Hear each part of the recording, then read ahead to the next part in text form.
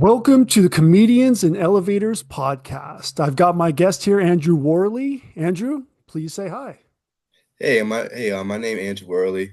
Currently a videographer at Alpha State College. I work on making content for the school, advertising various things, and working on my way up to work up in the industry to hopefully maybe work for advertising for bigger companies or even work as an editor for movies. But that's where I'm at right now. It's a pleasure to be on this podcast. Thank you for Awesome. inviting Awesome. me. Absolutely, Andrew. Well, I mean, everything is a work in progress and we're always getting better, right? So that's the goal here. So just to jump right into it, the whole point of this is to kind of compare and contrast the idea of the comedian versus the comic, right? So I'll define it for everybody. The comedian is a funny person that tells any jokes versus the comic who's any person telling funny jokes. So it's two sides of the same coin. You know, we want to be on one side or the other. Everyone kind of fits in one's place. Which one would you say that you are, Andrew? More the comic or the comedian? I'll say I'm more of a comedian because like I'm making jokes. It's more jokes about myself as a comic, like you said, kind of making jokes towards other things or situations. So I'm definitely more of a comedian. Yeah, generally that would be well, I think most people would define it as what you just said, right? I like kind of putting it in that algorithmic way. So it's basically proving exactly how I put it is how you said it in just two different ways, which is awesome. So let's get to the first question. The role of persona in comedy. So how much of the comedian's voice is a character versus their real self? If I'm being honest, I think that most of the comedians' voices their real selves because like a lot of them times they're telling jokes about their real life stories and how they come out and been brought up. Now, mind you, they exaggerate themselves a little bit to make it more funnier for the audience. But if I'm telling the truth, like if you look at comics like Dave Chappelle, Kevin Hart, Richard Pryor, they're all telling real life stories because that's where they find the most funny. So would you say that the that authenticity matters, or is the illusion part of the I feel like magic? authenticity matters a lot because what's more funny, your joke than life.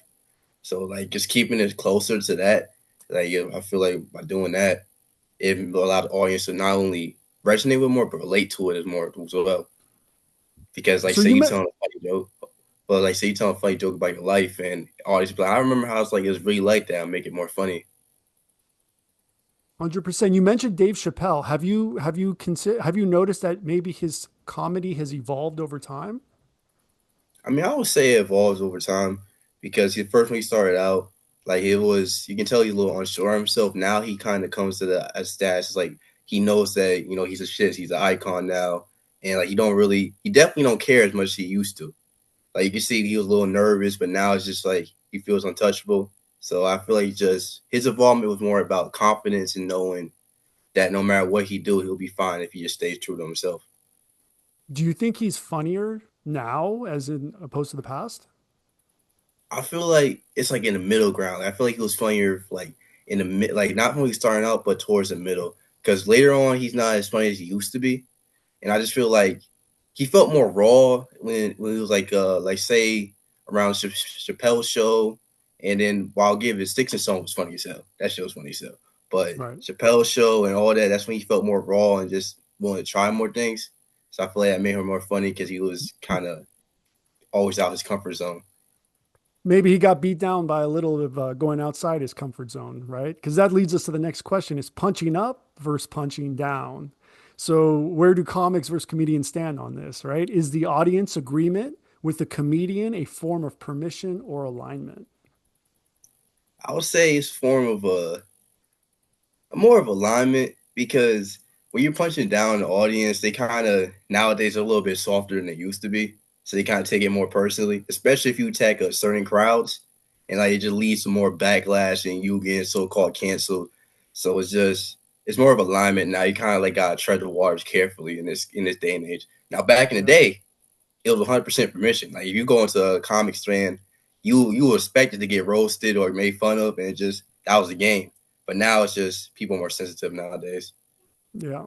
I don't know if it's good or bad, but that's where we are.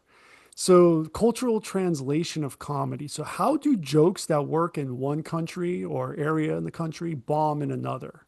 Right. So, are comics more universal while comedians are more culturally specific?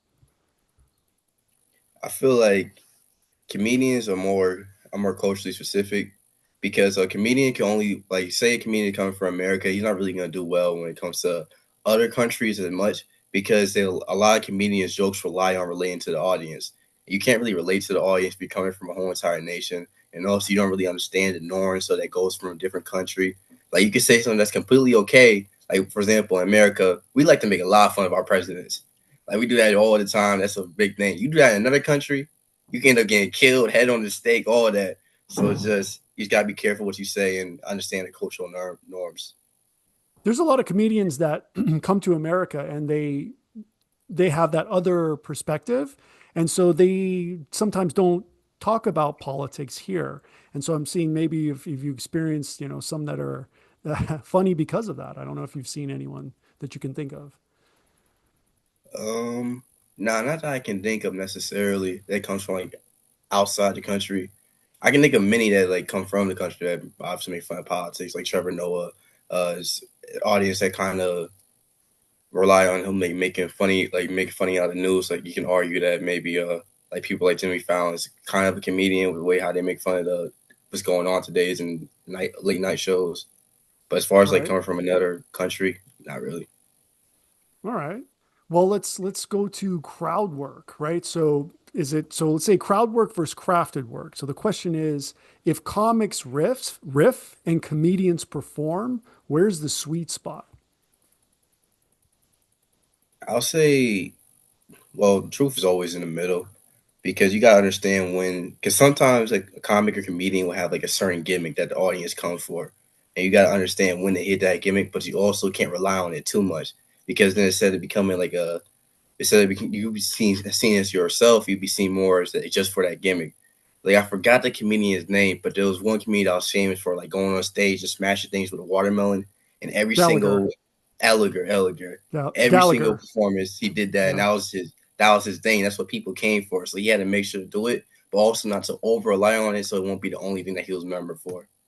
Well, he didn't start that way. But he was always a very physical comedian. Props. He used a lot of props, and they kind of, maybe you could say, they evolved or devolved into the watermelons that everyone remembered. But that's a great callback. Is Gallagher? So would you consider him? Is he riffing with that with the props, or is it like? Would you consider that crafted work? Honestly, I guess you would say that was more crafted work because he kind of built up to it, and it's like it's more of a it's more of a thing that he built and it's kind of unique to his brand. As a riff is more of like it's just something that's like similar to everything else. So I'll say it's definitely more crafted work. Even when he keeps smashing a broken watermelon after it's done. Yeah, cause I feel like it gets added shock value at that point. Cause be like, dang, when is this guy gonna stop? Are you really into it? Awesome. Okay, now here's the most important question: advertising and self promotion. So, who advertises themselves more, the comic or the comedian?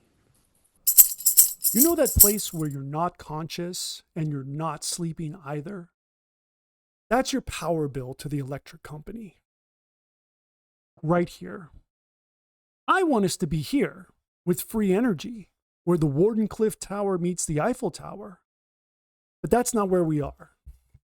We are here, where you've got the utility and you've got residential solar. Between these two, we know which one saves you money. This is where we can go in the meantime. But this is where I want us to be now, and this can be done now. So let me deputize you to represent DOSE, Department of Solar Efficiency, and let's get on the podcast and get the message out today. See you soon. I would say a comedian will advertise himself more because you're more likely to see them on commercials, movies, and stuff like that. Because that's a form of promotion, and because it's more of a comics, they tend to rely more on their jokes and stand comedians. So it's just like you just look at the movie scene, you see way more comedians on the movies than you do comics. It's just a common thing, and especially you'll never see a comic on a commercial barely. As comedians, it seems like a daily occurrence to have one. Like Kevin Hart especially. You see that dude Right. everywhere. So, do you think self promotion, do you see it as selling out or is it necessary for survival? I feel like it's necessary for survival, But also, as long as I feel like it's only truly selling out if you like you sell out your core values. Like if you no Right. longer stand for what you originally stand for and just stand for whoever giving you a check, then you sold out. But as far as just making an appearance on a podcast, radio show, making a commercial, like that's needed in today's because otherwise, especially with the way how our audience today, they have a low attention span. They're not really paying attention to much. So the more that you get your face out there, the more exposure you're going to get, the more successful you're going to be. If you just stick to one thing, it's going to eventually die out, and will be less likely to get noticed, especially in this day and age. Exactly. So you got to evolve. Now, here's the problem, right? With the evolution, we run up against censorship and offense. So, does a comic avoid offense while a comedian courts it to prove a point? I feel like a comedian will more likely get court to prove a point because often you will see a lot of comedians be like, "I don't give a fuck about cancel culture or all that." They try to go against the audience, try to push it more for a shock value. Like you'll see a lot of comedians say some crazy things and put themselves out there Mhm. to reach harm, which is like you also see a lot of them get canceled and a lot of them face a lot of backlash online. So I just when going through that path, you just gotta be careful not to go too far into hate Right. speech and more into staying to jokes. Right. Well, when you're pushed, yeah, it's true. You maybe they at that point you can't even tell where you are anymore. You get lost. So that's the question: who survives better in a cancel culture environment, a comic or a comedian? It's definitely a comic because a Okay, comic he's they're safer. more likely to tell jokes and they can hide behind the jokes and leave it as a joke. While a comedian is more, like I said before, like they're more authentic self. So when they're telling something, people will be thinking, "Oh, he really thinks that way," or like he really might be racist or something like that. So it's definitely to come out the comic more likely to survive in a censorship and cancel culture facility. Would you think that if the government says the aliens are real, that there would be some backlash, a cancel culture around that? Um, Yeah, I feel like nowadays anything can be canceled, like even if it's right or wrong. So it's just no matter what it is. That's why you kind of like it's like a thing you got like tread lightly around. You can't worry about it too much, but also you gotta understand they do have some power. So as Hmm. far as like aliens coming to life, I feel like people are gonna be like, "Oh, they're just lying. They're trying to keep us away from something. They're trying to avert the attention." You know how online people be, Hmm. all their Yeah. theories and stuff. All right. How about timing and delivery? Is it a science or art? Hmm. So do I comics feel like rely it's more on structure and comedians more on rhythm and emotion? so I feel like comics will rely more on structure because like how like everything at every joke there tells it's all about how they tell it and like with the timing with the punchline because you can't just be a comedy out there just giving straight punchlines because then it's no funny. You just gotta be they're really careful with the setup. Like the setup is the most important part. Because the Mhm. setup sometimes you don't even know what they're leading up to or they'll call or maybe they'll make the punchline at the beginning of the joke and you won't even know it was the punchline until they come back to it. So that's what comics sell at. And Can what you give other an example? question? Well, this is a comparison, science or art, but that's a really interesting question. I'm trying to figure out what joke type that is, where you start with the punchline and then you kind of work your way, because that sounds like explaining it. Can you give an example of that kind of joke? Yeah, I can give an example. So there's this is more of a comedian, but he used a structure. When Kevin Hart Irresponsible tour, he made a joke about how him and his girl was having sex and like he spit on the girl's head and like how she hated it. And then later on, he was telling a story about how Slade, like it all leads to a story about Slade, how they was skiing with him and he was like joking with the girl and they had an argument with him and Kevin Hart had an argument and then Slade got some of his spit on his girl's forehead and then she just had a whole entire like started blowing and all that stuff and that's how it ended. So like that's an Got it. example Got it. like using the punchline at the beginning where like disguising it as just like a regular joke to when it comes back it's like oh Right, right. No, that one I get. Is that, but is that possibly, was it a callback for another joke on that particular case? yeah it's probably more of a callback. I was just thinking because that would be a tough like I think that's a perfect way to structure it, right? You're going to basically the punchline of this is the setup of the other one, so you can kill two birds with one stone. Yep. Definitely that would be a I would call that a science, but that's the whole point. Okay, laughter versus applause. Are comics are comics chasing laughs and comedians chasing applause breaks that validate the message? So it all depends on the type of message that you're bringing. Like if you're coming to a more serious topic, then obviously you're gonna want to have more applause.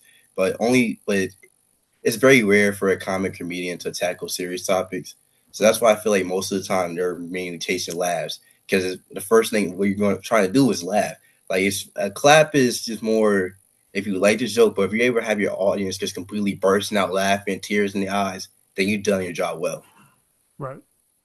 But they can't always, right? Maybe the audience, type of audience, maybe the type of jokes you're telling. It always can't always be out laughing out loud, right? Sometimes it's applause. Especially, have you? I mean, you've done stand up. Have you done open mics and stuff? Not yet, but I'm trying to lean towards it. I know a lot of people who does, and my friends do it a lot. So once you start doing it, you'll come to realize that you're going to be doing your same material over and over again, and the same people will hear the same material over and over again, and they're not laughing anymore. Does that mean it's not funny? So that's going to be that's going to be that's where I see the applause coming. And you're like, thank God that somebody is applauding because I don't even know anymore if this is funny or not. So that's my personal take. So comedy is a commentary. When does a comedian cross into being a philosopher or a preacher?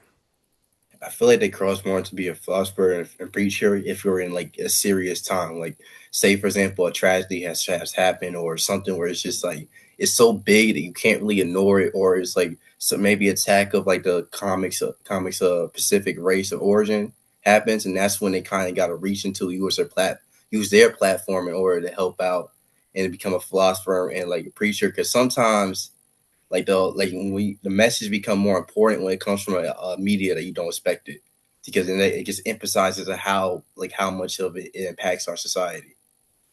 Are are you? It sounds like a soldier or a defender, a warrior in that case. Is that what you mean? More than a philosopher or a preacher?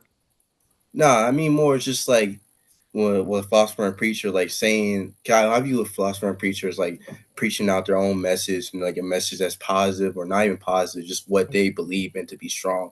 And if that's the case, you're not really gonna see that in me. Like regular comedy shows, but in the case of like something terrible happens where they feel like they need to use their platform to prove to like push their message, then that's when they're more reaching that preacher or philosopher like state of mind. Got it. Because of some like current event. Yep. All right. So that's a good comedy is commentary for current events. All right, comedy and vulnerability. So, do you think that comics hide behind their jokes and comedians expose themselves? I mean, I'll say it's true that they do will kind of hide behind the jokes, but I also don't think they're like completely hiding behind it because also they're kind of still putting themselves out there. Because one of the scariest things is telling a joke in front of a whole bunch of people. Because then if you're known to be unfunny and that's just a big taint to your brand, but I'll definitely say comedians do expose themselves way more because their jokes pretend to be about themselves or like them highlighting some stupid thing that they done or like how they messed up. So it's just I feel like comics are less personal and comedians are more personal, but at the same time, they're still like putting themselves out there the same amount of ways because they can still release the same amount of backlash, they get the same amount of hate, or the opposite, same amount of love, same amount of support. So So, it's the same thing, just different ways. would you say that a comic or a comedian, if one or the other or both, has a brand? They both have a brand. Because everything you do is a brand. Like from your face is a brand, the way you walk is a brand. Everything that you do is a brand. So the fact that they, even them being known as comedian, is a brand. So the fact that they're hopping up on stage and when you expecting to tell jokes, that is their brand, and that everything they do, like they gotta worry about their brand. So for example, they can't say anything that's too like they all like every comic comedian got to worry about their image because their image means everything on the stage of their art. So if you're focusing more, oh, give me a second. So like everything comedian got to work on the image because the image is what's most important. Because when you first think of a comic, you think of their face. Then we think of their face, you think of their jokes and how funny they are. That is their brand. That's how you're perceived by the audience and how you're going to be looked at. So every comic comedian has a brand. Do you think they're different? Is there a different kind of brand between a comic and a comedian, or it's just whatever they make is their brand? I feel like whatever they make is their brand. because All it's right. just brand is what you are. Right. it's your identity to the public. So it's whatever you make of it, that's what it is. It's not really different. I feel like it's different for everybody. Like every comedian and comic got their own type of brand. So it's just what you make of it. Maybe it's a style or genre. I don't know. I'm leaning into something being different, but maybe there isn't. Maybe they're both the same. All right. Last question. Legacy. Who gets remembered? Will the comics tight 5 minutes survive time, or will the comedian's cultural point of view be more timeless? I feel like the comedian's cultural point of view will be more timeless. Because if you're able to truly make a statement with your comic or show through art, then it'll be remembered throughout time. Like everybody remember Eddie Murphy and his red jacket, Delirious, Richard Pryor, Harlem Nights, and all his stand up stage and how that affected culture. Like I feel like we tend to remember comedians more than we do comics. But that's just my personal point of view. Yeah, I would. I tend to agree. Awesome. Well, Andrew, is there anywhere you like everyone to find you online? Um, so you can find me at lockdown underscore Drew 716 on Instagram. You can also just look up my name, Andrew Worley, on LinkedIn if you want to collab for either you want to make a video, I edit, film, do all that. So just hit me up on there. We can make something. Or you can either just look me up on just look me up at Andrew Worley Alfred State football team. Playing there as well, so hit me up. But other than Nice, that, that's all nice. I got. Awesome. Well, I appreciate Andrew for being my guest. And everyone, stay tuned, like and subscribe, please, for the next episode of Comedians and Elevators podcast.